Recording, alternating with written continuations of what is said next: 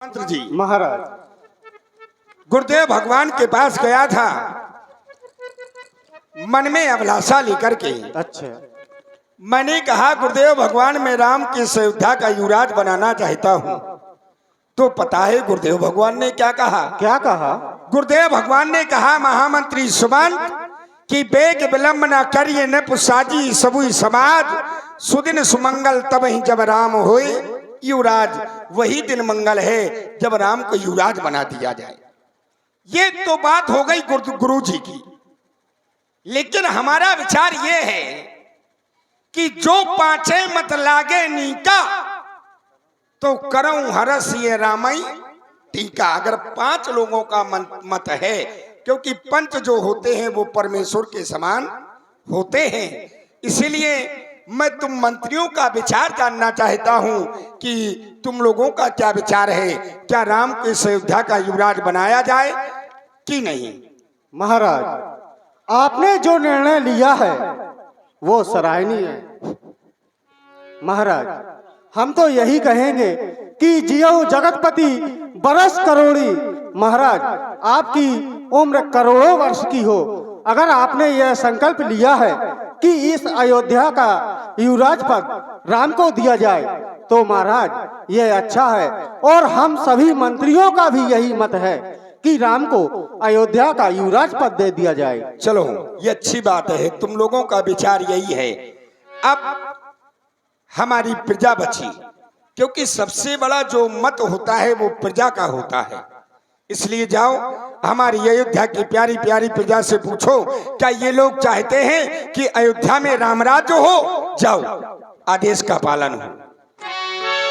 देखिए, जो भी चाहता है कि अयोध्या का युवराज राम को दिया जाए, तो आप सभी लोग अपने दोनों हाथ ऊपर उठा लीजिए। उठाइए सभी लोग, आप भी उठाइए, पीछे भी आप हाथ उठाइए, बजाइए जोरदार तालियां। ये बात बोलिए प्रभु श्री रामचंद्र की। महाराज, जनता का भी यही मत है कि राम को युवराज पद दे दिया जाए। मैं तो जानता था कि अयोध्या की समाज राम को बहुत चाहती है। हाँ, देखिए, अब तुम्हें एक कार्य करना है। माताओं बहनों का भी पूरी तरह से सहयोग है। यद्यपि माताओं बहनों को कभी हाथ नहीं उठाने चाहिए, ये नियम है। माताएं बहनें कभी अपना हाथ मत उठाइए। कभी भी कोई कहे कि आप अपने हाथ उठाइए तो मत उठाइए। हाथ भाइयों के उठा करते हैं, और माताओं के जब भी हाथ उठते हैं तो दान के लिए उठते हैं। धन्यवाद। महामंत्री सुमन, कहे महाराज, तुम गुरुदेव भगवान के पास चले जाओ। गुरुदेव भगवान से कह देना क्या कि महाराज ने कहा है कि राज तिलक में कौन कौन सी सामग्रियां लगनी है, स्वेक तालिका में अंकित करवा करके ले आना, और उनके श्री चरणों में मेरा एक निवेदन कह देना। कौन सा महाराज? निवेदन ये है कि राजा राम बनने के लिए जा रहा है। राजा के क्या नियम संयम होते हैं ये राम को मालूम नहीं है, इसलिए वो राम के भवन को चले जाएं और राम को नियम और संयम की शिक्षा प्रदान करें। जो आज्ञा महाराज। एक रोज का है किस्सा सरयू के किनारे, एक रोज का है किस्सा सरयू के किनारे। संतों का जहां जमघट वहां गुरुवर पधारे, संतों का जहां जमघट।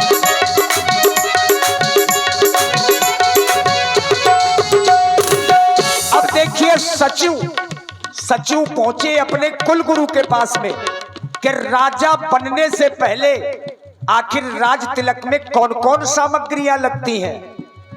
हर्ष मुनि से कहो मृदु पानी, आनहु सकल सुती रथ पानी, आनहु सकल सुती रथ पानी। गुरुदेव भगवान के चरणों में सुमंत का प्रणाम स्वीकार हो। और आप हैं श्री गुरुदेव, तुम्हारा महामंगल हो। गुरु सदन आने का कारण? गुरुदेव, मुझे महाराज दशरथ जी ने भेजा है। उन्होंने कहा है कि राज्याभिषेक में जो वस्तुएं लगनी है उन्हें आप एक अंक तालिका में अंकित कर दे, ताकि वह वस्तुएं मंगवा ली जाएं। महामंत्री सुमंत जी कहे गुरुदेव। सुने, आनहु सकल सुतीरथ पानी, सभी तीर्थों का जल एकत्रित कर लेना और आम और केले के पत्ते और चामर चमर बसन बहु भांति, इन सब चीजों को मंगवा लेना। जाओ। और भी महाराज ने कहा है क्या? महाराज जी का एक निवेदन है। कौन? कि आप राम के सदन की ओर चले जाएं। जो राजा बनने के नियम और संयम होते हैं वो राम को बतला दे। ठीक है महामंत्री सुमंत जी, आप जाइए और राम जी को सूचना दीजिए कि हम उनके महलों की ओर पधार रहे हैं। देखिए, हो सकता है कि अभी कुछ लोगों को प्रसंग समझ में ना आ रहा हो। फिलहाल हमारा प्रयास यही है कि एक एक चौपाई का सटीक अर्थ आप लोगों तक पहुंचे। सुमंत्र जी पहुंचे थे, पूछा कि क्या क्या सामग्रियां लगनी है, तो उन्होंने बता दिया कि जो बाहर से मंगाने वाली वस्तु है वो है तीर्थों का जल। सभी तीर्थों का जल मंगवा लिया जाए। तीर्थों का जल भी आ गया।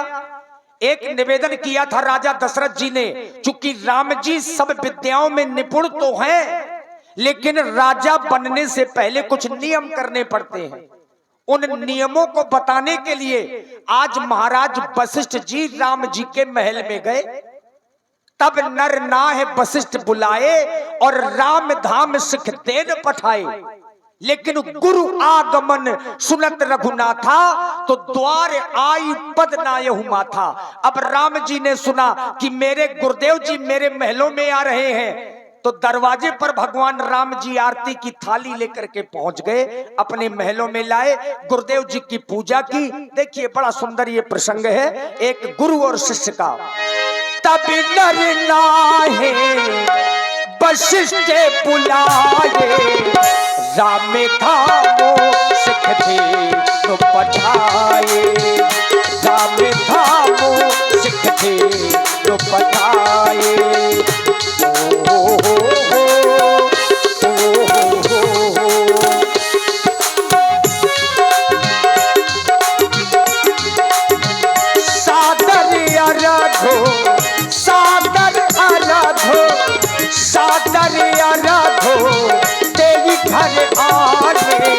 सो रहे भाती पूजे सनमाने, सो रहे भाती पूजे सनमाने। महामुनि, आज आपके दर्शन पाकर के मैं धन्य हो गया हूँ। ऐसे स्वामी के चरणों में इस सेवक का बार बार प्रणाम स्वीकार हो। आज सेवक के घर में स्वामी का आगमन हुआ, ये तो समस्त मंगलों का मूल और अमंगलों का नाशक होता है। पर महाप्रभु, उचित तो यह है, यदि आपको कोई कार्य हमसे था तो आप किसी भी सेवक को हमारे पास में भेज देते, हम तो स्वयं आपके पास में चले आते। आपने मेरे इस ग्रह में आकर के मेरे इस ग्रह को भी धन्य कर दिया है। बस यह सेवक जानना चाहता है कि स्वामी की क्या आज्ञा है इस सेवक के लिए। हे राम। सुहानी उसकी हर एक सुबह, सुहानी उसकी हर एक सुबह शाम हो जाए। मुनि के चरणों का, मुनि के चरणों का जो गुलाम हो जाए। मुनि के चरणों का जो गुलाम हो जाए। सुहानी उसकी हर एक सुबह शाम हो जाए। सुहानी उसकी हर एक सुबह शाम हो जाए। मुनि के चरणों का जो गुलाम हो जाए। मुनि के चरणों का जो गुलाम हो जाए। जो गुलाम हो जाए।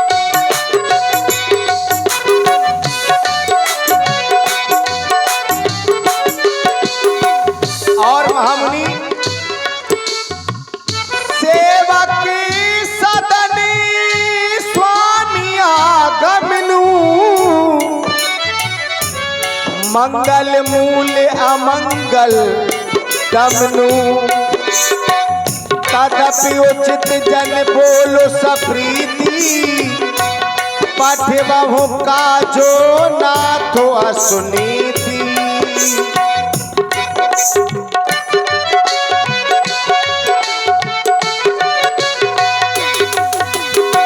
कर ले इनका अब अर्चन बंदन रख ले इनकी इस रज का चंदन।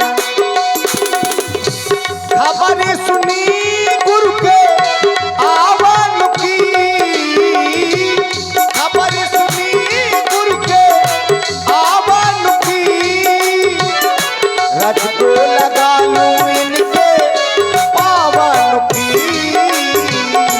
रज को लगा लूं इनके पावन की। कर ले इनका अब अर्चन बंदन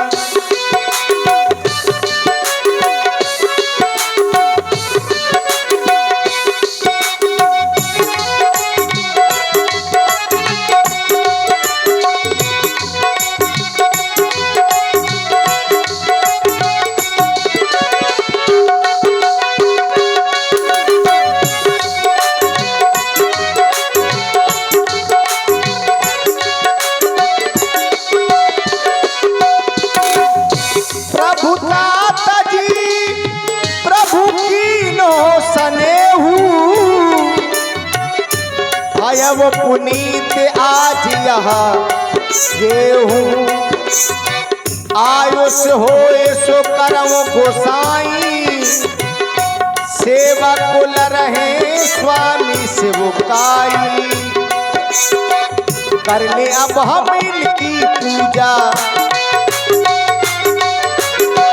कर ले अब हम इनकी पूजा इनसे बढ़कर और न दूजा।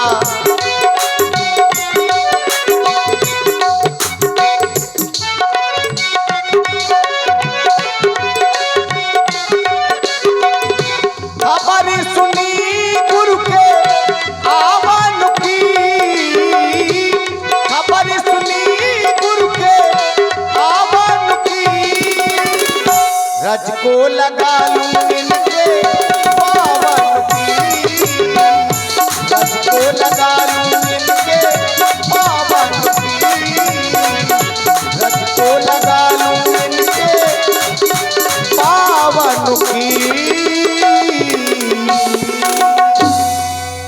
कहे कहे महाप्रभु आज इस सेवक के लिए स्वामी की क्या आज्ञा है। राम तुम कह रहे हो आप मुझे कोई सेवक से बुलवा लेते। राम तुमसे कौन अलग होना चाहता है। राम तुमसे कौन अलग होना चाहता है, लेकिन कौन ऐसा व्यक्ति है जो आपके दर्शन नहीं करना चाहता है। ऐसा कोई दुष्टी होगा। और आप हैं श्री शत्रुघ्न राजपूत जी। हे राम यहाँ आने का एक विशेष कारण है, और वो विशेष कारण क्या है। महाराज दशरथ ने तुम्हें इस अयोध्या का युवराज पद देना चाहते हैं।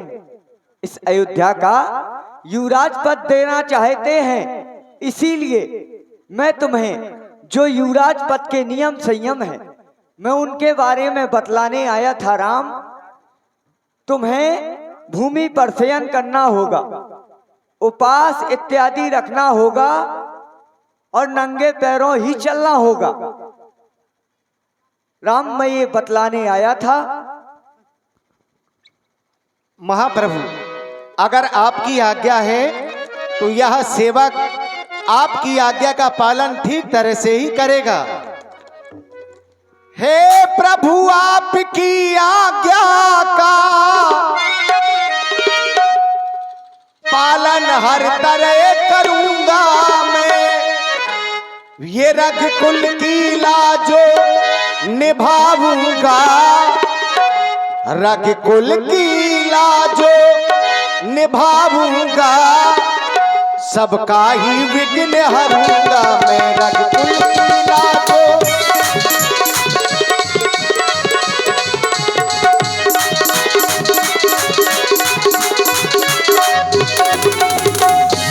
चले जाएं पुनः आप हमारे पिताजी के पास में। मैं आपकी आज्ञा का पालन करूंगा। और भाई सत्तू राजपूत जी 21